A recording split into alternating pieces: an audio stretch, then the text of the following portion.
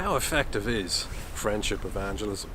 It's sold to us as the most effective strategy out there, as the only way to be successful, and you'd be foolish to try anything else, and anything else is probably just going to get in the way and stop you from reaching people. But, is this really true?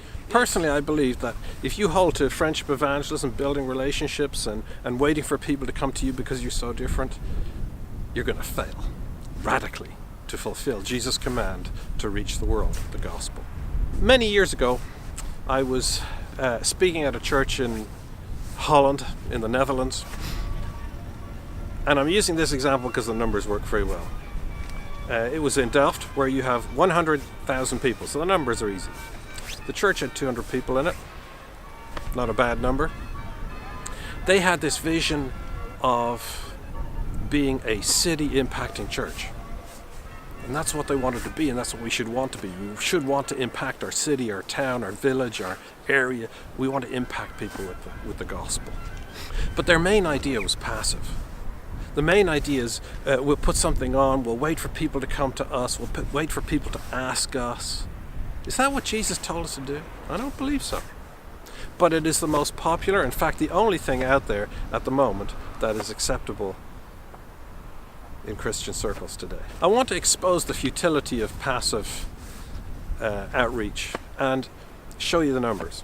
Right, so you have 100,000 people in Delft in the Netherlands, where this church was.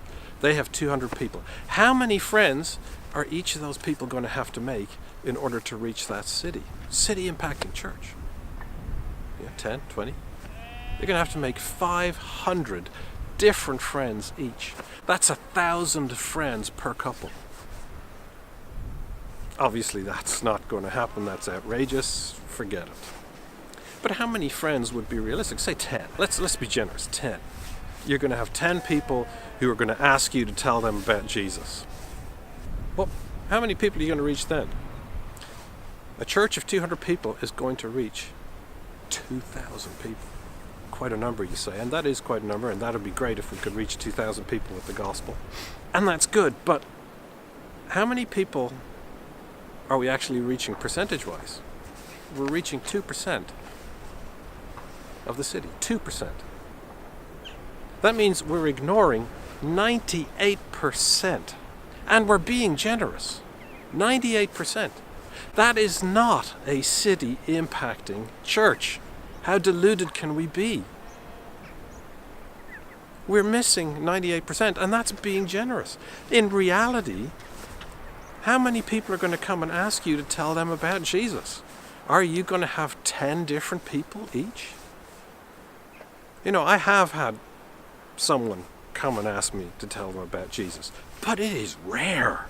How many people have asked you in the last week or month or year or 10 years to tell them about Jesus? How many? Because that is the realistic way to look at this. How many people have asked you? I bet it's not very many. This is not a city impacting church. No, this is a city ignoring church. Now, they might not want to be a city ignoring church, but that's what they are. And any church that's holding to this philosophy of outreach is going to be a city ignoring church.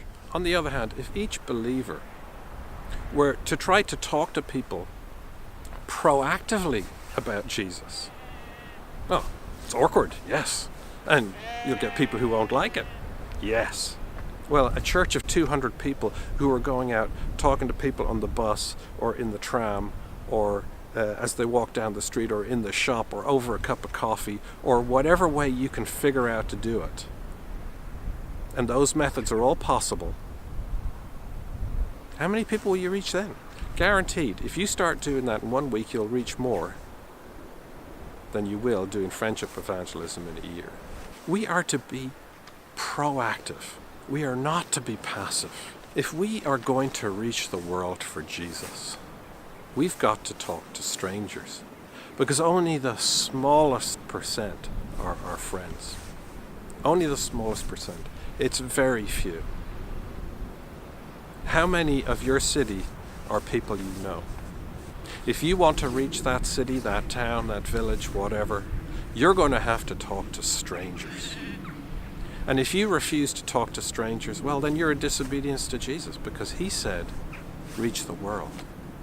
And you can't do that without looking to strangers. And that means contacting people. And people say that doesn't work. Don't listen to them. Jesus says it does. Well, you're going to listen to them or to Jesus. Who's it going to be? And that's your choice. We are to go and tell the whole world. He says nothing about waiting for people to come and ask us. Hey, look, if they come and ask us, brilliant. That's wonderful. But we're not to wait for that to happen. Friendship evangelism would stop you from reaching the world with the gospel. It will make you afraid. It will make you ineffective. It will make you passive. It will encourage cowardice and fear. Is that what you want?